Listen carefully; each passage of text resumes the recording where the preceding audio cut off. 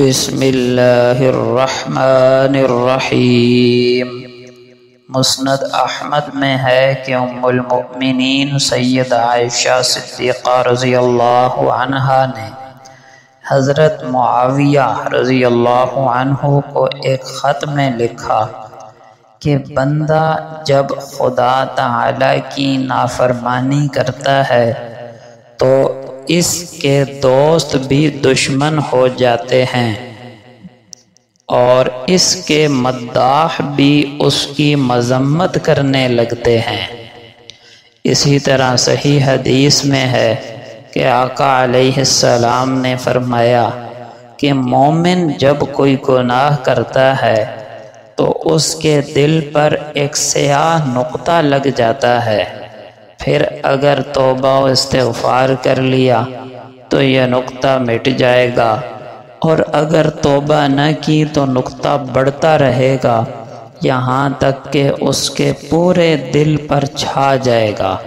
اس کو قرآن کریم میں ران یعنی زنگ کہا گیا۔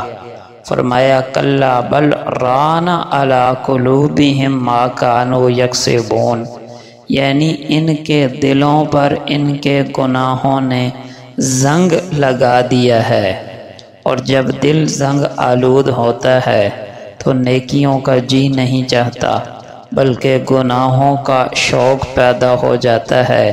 نیکی کے ماحول میں گھٹن ہونے لگتی ہے، گناہوں کے ماحول میں خوشی محسوس ہونے لگتی ہے، نیکی کی بات بوجھ لگنے لگتی ہے اور نیکی کی بات سننا بھی مشکل ہو جاتا ہے۔ یہ زنگ کا نتیجہ ہوتا ہے۔ البتہ گناہوں کے جو مفاسد ہیں اور گناہوں کے جو نتائج بد ہیں ان کے اعتبار سے آپس میں فرق ضرور ہے، اور اسی فرق کی وجہ سے کسی گناہ کو کبیرہ اور کسی کو صغیرہ کہہ دیا جاتا ہے، لیکن ایک مسلمان کا کام ہے ہر قسم کے گناہ سے بچے۔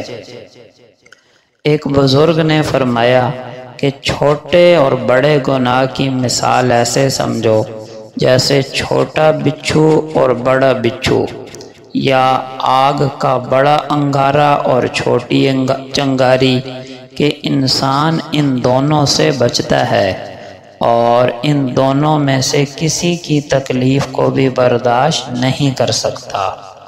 اسی لیے محمد بن کعب قرظی رحمہ اللہ جو بڑے بزرگ ہیں فرماتے ہیں کہ اللہ کی سب سے بڑی عبادت یہ ہے، اللہ کی سب سے بڑی عبادت یہ ہے کہ گناہوں کو چھوڑا جائے۔